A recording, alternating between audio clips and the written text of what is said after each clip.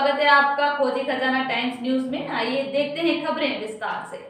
Indore collector द्वारा pilot project योजना चलाकर मालवीय नगर और शीतल नगर में नोटरी के प्लाट की रजिस्ट्री का अभियान शुरू किया जा रहा है, मगर नोटरी वाले व्यक्ति के पास उसके नाम का संपत्ति कर खाता है, अर्थात नगर निगम के संपत्ति कर खाते में नाम है तो पहले भी रजिस्ट्री होती थी, सहस्वामित्व दस्तावेज बनते रहे।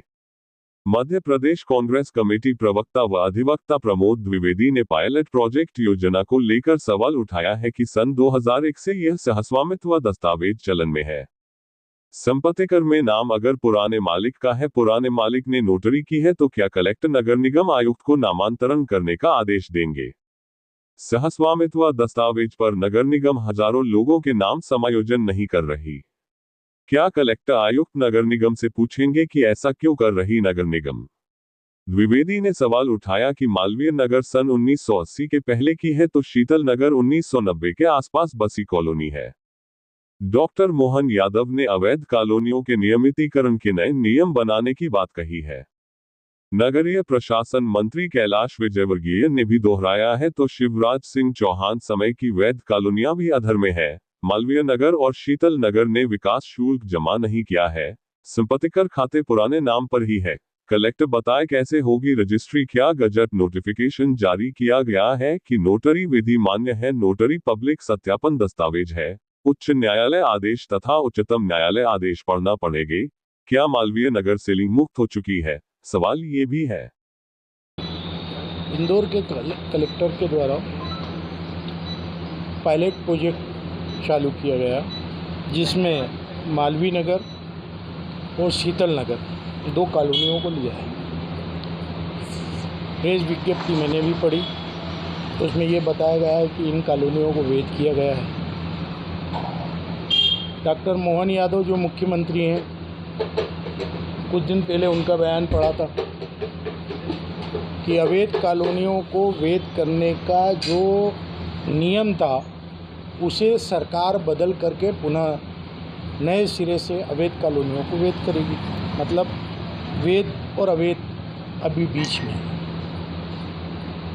शायद प्रशासनिक अधिकारियों को इस बात की जानकारी नहीं है कि जो पायलट प्रोजेक्ट में उन्होंने कलेक्टर साहब ने घोषणा की है, सन 2001 से ही इस प्रकार की व्यवस्था कायम है।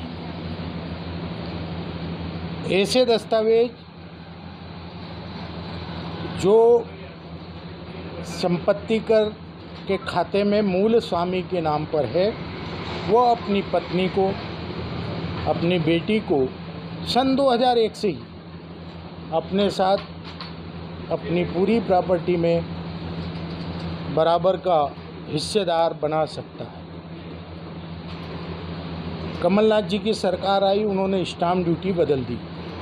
चाहे जितने करोड़ की प्रॉपर्टी हो, केवल 1100 रुपये में आप और उस पर नगर निगम और पंचायत ड्यूटी समाप्त कर दी गई। नगर निगम संपत्ति कर के खाते में नामांतरण नोटरी के आधार पर करता ही नहीं है।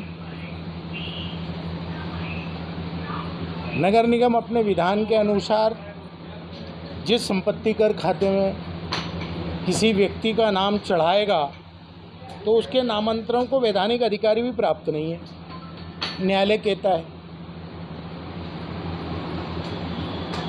ऐसी परिस्थितियों में नोटरी से रजिस्ट्री आप कैसे कर सकते हैं? और जो चलन में है व्यवस्था, तो आप उसे पायलट प्रोजेक्ट में कैसे ले जा सकते हैं?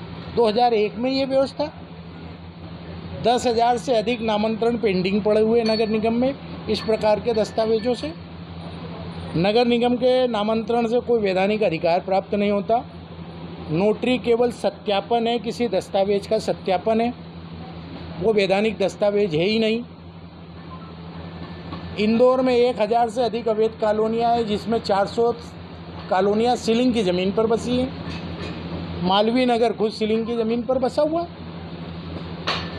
तो जो व्यवस्था पहले से कायम है उसे आप पायलट प्रोजेक्ट के रूप में ले जाने की बात कर रहे हैं। पायलट प्रोजेक्ट का मतलब होता है कहीं किसी नई योजना की टेस्टिंग। तो गजट नोटिफिकेशन ही उठा के देख लें,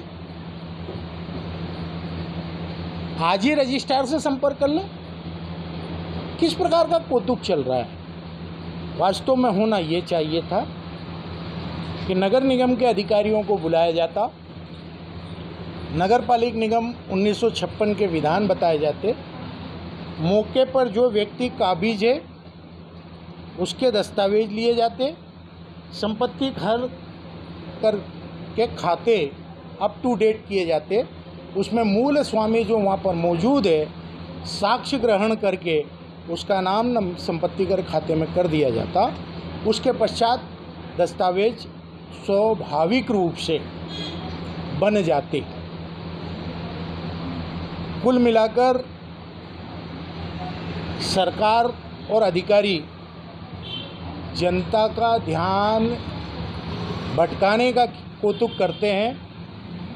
नगर निगम के करोड़ों के भ्रष्टाचार, नर्सिंग होम के घपले में सीबीआई के अधिकारियों के पकड़े जाने पर जन आक्रोश का बढ़ना, जल संकट के नाम पर अधिकारियों के घरों में 4-4 इंच के कनेक्शन और उनसे होटलों में सप्लाई होना, ड्रेनेज के नाम पर कागज़ों पर भ्रष्टाचार, नदी के नाम पर नाले का स्वरूप, नाला टेपिंग के नाम पर 400 करोड़ से अधिक का घोटाला, संपत्ति कर की साइड हैक हो जाना और लाखों खातेदारों के खाते गायब हो जाना, इन सब से ध्यान हटाने का ये कौतुक है।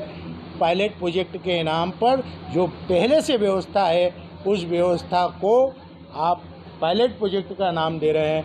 मैं सीधे सीधे आरोप भारतीय जनता पार्टी की सरकार पर लगा रहा हूं कि वो 10,000 लोग जिन्होंने सन 2020 तक अपनी रजिस्ट्रियां कराई हैं, उनके नामांतरण क्यों रोके?